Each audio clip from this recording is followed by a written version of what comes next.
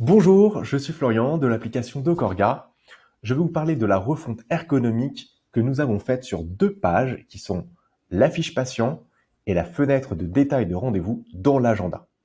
Elles auront lieu dans la prochaine mise à jour de Docorga et donc j'ai souhaité vous les présenter avant qu'on les mette en ligne et que vous soyez totalement perdus. Ne vous inquiétez pas, ce sont des refontes ergonomiques. Normalement, si on a bien fait notre travail, vous devriez vous y retrouver tout seul. Mais voilà, je préfère vous former avant à ces petites mises à jour.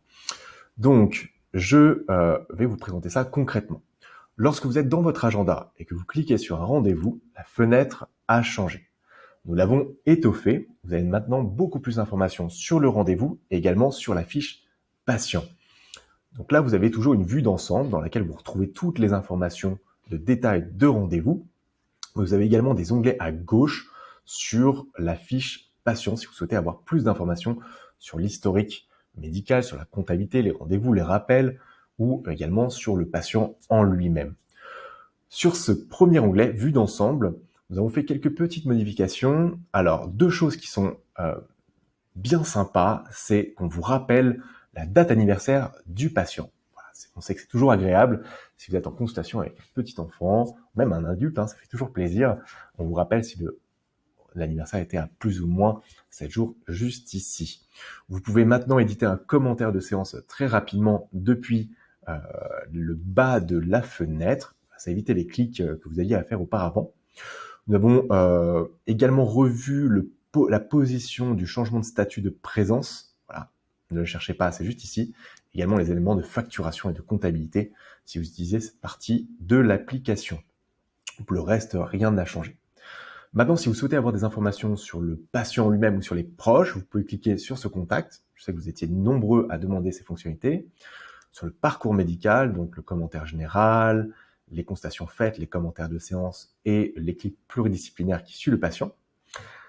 La comptabilité, paiement, facture, les documents, par exemple le bilan que vous avez effectué ou le travail que vous avez effectué avec le patient, les rendez-vous de manière générale, et puis aussi une fonctionnalité qui existait déjà mais qui n'était pas assez mise en avant, c'est que vous pouvez créer des rappels d'activité pour un patient, par exemple, vous rappeler de rédiger le bilan, ou bien de le finir de le lire, ou bien que sais-je, autre chose concernant le suivi de ce patient.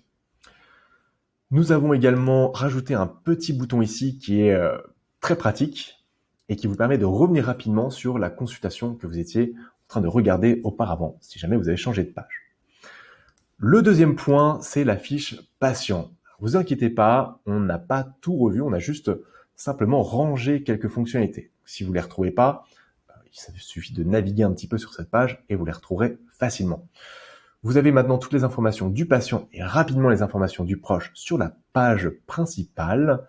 Vous avez les informations des rendez-vous, le parcours médical, les commentaires, les contacts médicaux qui sont regroupés en quelques onglets, et également la partie comptabilité, facture, paiement, devis, qui sont dans cet onglet ici, comptabilité. Il y a certaines fonctionnalités de la page patient qui étaient un peu moins utilisées, mais qui sont quand même pratiques.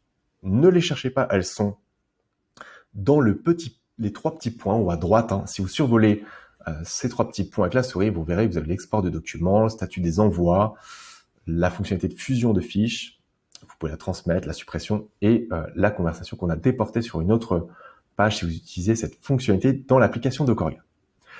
Petit bonus, je ne m'arrête pas là. Vous avez certainement constaté qu'on a fait des évolutions dans une précédente mise à jour concernant l'agenda et la mise en place de l'agenda.